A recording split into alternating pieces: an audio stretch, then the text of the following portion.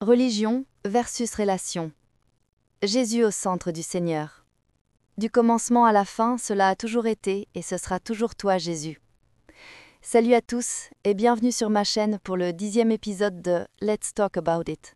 C'est le dernier épisode de la série sur les relations et je me suis dit, quoi de mieux que de parler du sujet le plus demandé, ma relation avec Dieu, et de vous aider à construire la vôtre aussi.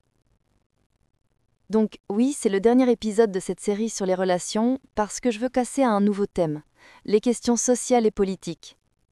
Je parlerai de racisme, d'homosexualité, d'homophobie, du féminisme moderne. Je vais aussi démystifier les mythes autour de la beauté, ce que signifie vraiment être belle dans ce monde, le colorisme et bien plus encore. J'ai juste envie d'explorer quelque chose de différent, un territoire un peu inconnu pour moi. Voilà ce que je ferai dans les prochaines semaines. J'espère que vous avez apprécié cette série sur les relations.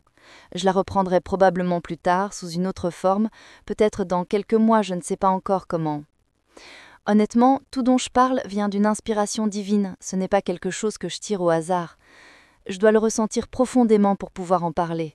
Alors, j'espère que cette vidéo vous plaira, et on va entrer directement dans le vif du sujet. Je vais vous raconter brièvement mon histoire de salut, du début jusqu'à aujourd'hui. Si vous avez regardé ma vidéo sur les célébrités, vous savez que tout a commencé lorsque j'ai été sauvée.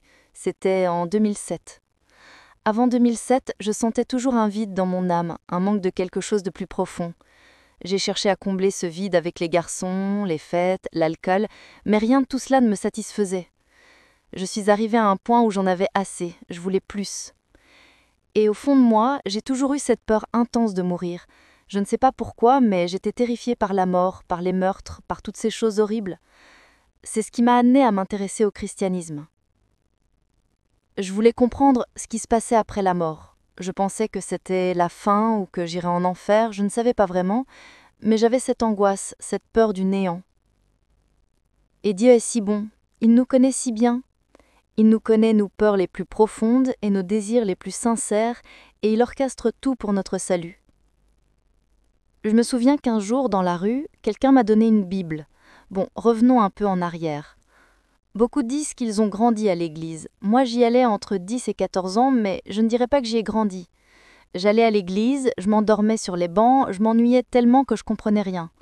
Je me disais, l'église c'est long, franchement. Je ne me souviens de rien ni de Dieu, ni d'un sentiment de connexion avec lui. Je savais juste que ma mère et ma grand-mère y allaient, donc j'y allais aussi. Vers 14 ans, ma mère a décidé de ne plus nous forcer, ma sœur et moi, à aller à l'église. Elle disait, si elles veulent y aller, elles iront. Et je me souviens qu'on était tellement soulagés. Le dimanche, on restait à la maison à regarder la télé. Et puis, j'ai quitté l'église et j'ai commencé à vivre dans le monde, à faire ce que font les ados, boire, fumer, sortir, avoir des relations, voler. Toutes ces folies dont j'ai déjà parlé. Je ne savais pas que c'était mal, c'était normal pour moi, c'était devenu ma vie. Un jour, des choses étranges sont commencées à se produire. Des gens me donnaient des bibles dans la rue. Et ma grand-mère, avec qui je ne parlais presque jamais, m'a apporté une brochure religieuse à la maison. Je m'en souviens comme si c'était hier. Elle est montée dans ma chambre et m'a tendu cette brochure qui disait « La marque de la bête ». Je l'ai pris sans trop d'attention, mais un jour je l'ai lue. Elle parlait de l'Apocalypse, du salut, et j'ai ressenti une crainte profonde, mais aussi un déclic. Au dos, il y avait une prière de salut. Je ne sais pas pourquoi, mais je l'ai lue et ça m'a paru juste. Alors j'ai prié. Et cette simple prière a changé ma vie. C'était le début de mon cheminement avec Dieu. Deuxième partie, ma rencontre réelle avec Dieu. Après avoir fait cette prière, quelque chose a changé. Je ne savais pas exactement quoi, mais je me sentais légère, différente, comme si un poids avait disparu de mes épaules. Je me souviens avoir pleuré sans même savoir pourquoi. C'était comme si mon âme savait enfin où elle appartenait. Mais le vrai chemin a commencé là. J'ai commencé à lire la Bible, au début sans comprendre grand-chose, mais avec le cœur ouvert. Et petit à petit, Dieu me parlait. Chaque verset semblait écrit pour moi. Je me souviens d'un passage qui disait « Je ne te délaisserai point, je ne t'abandonnerai point ». Et ce verset est resté gravé dans mon cœur. Je me suis rendu compte que toute ma vie, j'avais cherché l'amour dans les mauvaises personnes, dans le monde, dans des choses temporaires. Mais le vrai amour, celui qui ne trahit pas, ne ment pas, ne s'éteint pas, je l'ai trouvé en Dieu. Les gens m'ont dit « Pourquoi es-tu si différente? Pourquoi sors-tu plus comme avant ?» Et je répondais simplement « Parce que j'ai trouvé quelque chose de mieux. » Ce n'était plus une obligation d'aller à l'église, c'était un désir profond d'être en présence de celui qui m'avait sauvée. Et puis bien sûr, le diable n'aimait pas ça. Quand tu décides de marcher avec Dieu, il essaie toujours de te tirer en arrière. J'ai eu des tentations, des rechutes, des moments de doute, mais à chaque fois, Dieu me relevait avec douceur. J'ai compris que le christianisme, ce n'est pas être parfait. C'est tomber, mais choisir de se relever avec lui encore et encore. C'est une relation vivante, pas une liste de règles. Et plus je passais de temps avec lui, plus je comprenais que la religion ne sauve personne. Ce qui sauve, c'est la relation, la communion intime avec Jésus-Christ. Thème de cette partie : la religion impose, mais la relation transforme. Troisième partie : les luttes, la foi et la croissance. Au début, je pensais que marcher avec Dieu serait facile. Je croyais que tout irait bien, que la vie serait paisible et simple, mais j'ai vite compris que la foi n'efface pas les combats, elle te rend plus forte pour les affronter. Il y a eu des moments où je doutais, des moments où je priais et n'entendais rien, où je me disais « Seigneur, es-tu encore là ?» Et pourtant, c'est dans ces silences que Dieu travaillait le plus. Il me montrait que la foi, ce n'est pas de voir, mais de croire quand on ne voit plus rien. Il y a eu des pertes et des déceptions, des amitiés brisées, mais j'ai appris que Dieu enlève parfois les choses ou les personnes non pas pour te punir, mais pour te protéger de ce que tu ne vois pas encore. Et je me suis accrochée à sa parole. Et un jour, j'ai compris quelque chose de fondamental. La relation avec Dieu, ce n'est pas une émotion, c'est une décision quotidienne. Même quand je ne le sens pas, il est là. Même quand je ne comprends pas, il agit. Même quand tout semble s'effondrer, il reste fidèle. Et petit à petit, cette relation a grandi. Je ne parlais plus à Dieu seulement quand j'avais besoin de lui.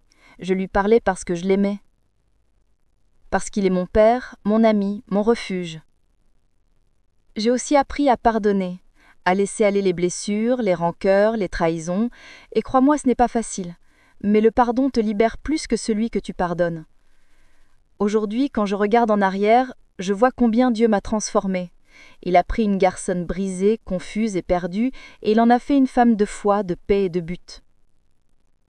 Thème de cette partie : Dieu ne change pas toujours la situation, mais il se sert de la situation pour te changer toi. Quatrième partie : l'amour, la gratitude et le repos en Dieu.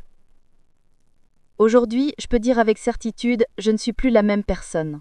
J'ai découvert un amour qui ne dépend pas de mes erreurs, un amour qui ne s'éteint pas quand je tombe, un amour qui reste quand tout le reste s'effondre. Cet amour, c'est Jésus. Il m'a appris à aimer les autres, même ceux qui ne m'aiment pas. Il m'a appris à avoir de la compassion, à comprendre avant de juger, à servir plutôt que de briller.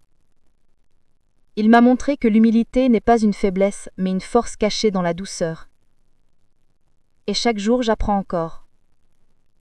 Je ne suis pas parfaite, je trébuche, de doute parfois, mais je reviens toujours à lui, parce que je sais qu'en dehors de lui, il n'y a pas de vraie vie. Chaque matin, je lui dis « Seigneur, guide-moi aujourd'hui » et chaque soir, avant de dormir, « Merci pour ta fidélité, même quand je ne la mérite pas. » Je veux vivre une vie qui reflète son amour, une vie qui inspire, qui éclaire et qui pardonne. Et si tu regardes cette vidéo aujourd'hui, sache que Dieu ne t'a pas oublié. Il t'aime tel que tu es. Tu n'as pas besoin d'être parfait pour venir à lui. Viens simplement avec un cœur sincère. Parce qu'il ne s'agit pas de religion, il s'agit d'une relation vivante avec ton Créateur. Dernier mot. Du commencement à la fin, cela a toujours été et ce sera toujours toi, Jésus.